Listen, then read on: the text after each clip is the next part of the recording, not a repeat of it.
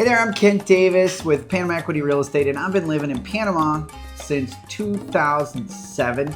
I run Panama Equity Real Estate, and today I'm going to tell you about the best month to visit Panama. You want to know what month that is? Well, I think it's January. Let me tell you a quick story. So, about 3 years ago, I sell real estate. You already know this. About 3 years ago, we had some clients that were super excited about coming to Panama. I'd been talking to them for like months. It was going to be their first visit. They were looking at buying property and they were ready.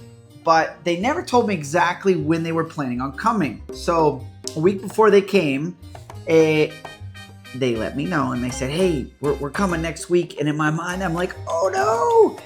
It was February. And in February, we've got generally, sometimes at the end of January, usually in February, Carnival. During Carnival's a great time to visit Panama. It's safe, it's fun, it's cultural. The problem is you're not going to get a whole lot of work done. Same month in November, same issue. We've got tons of independent days in November. I really like January, and in today's video, I'm going to tell you why January is actually a great month to visit, maybe even the best month to visit Panama.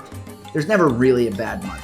There might be a bad week to visit Panama if you're trying to get work done, but it could be the same week. It could be great if you're trying to just chill.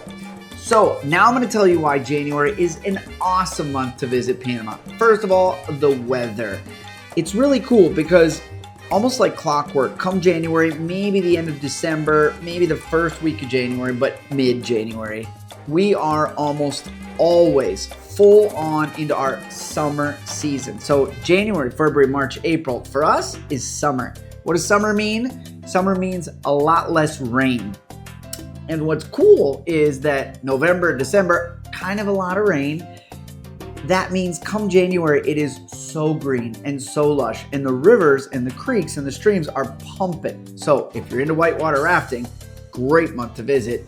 And if you want to see Panama kind of in its full splendor, countryside, right after big rains, now we're coming into the summer season, blooms start coming out, January, February, March, really special time. So awesome weather, right? Less rain, very green. Temperature about the same always year round. Doesn't really get cold, kind of gets hot. Depends on how you like it. Okay, so first of all is the weather. Second of all, great time to be visiting the beach. Same thing, a little bit less rain out that way, but man, visiting the beaches areas, reason being is come around April or maybe more like May, beaches areas tend to get a little brown, right? Because they haven't had rain for months at a time. However, in January, it's looking awesome. Another thing, schools. So our school year, typically, at least my kids, they go to a good local school here, not a public school, a good private school. They're at La Salle, right there in Cangrejo. So La Salle and many other schools in Panama on the Panamanian schedule run from like March until mid-December. So that's our school year, March to December. And that means it gets a little crazy with traffic, buses, logistics, kids crossing the street in mass in their uniforms. All kids have to wear uniforms in Panama in the Panamanian schools, which is kind of cool.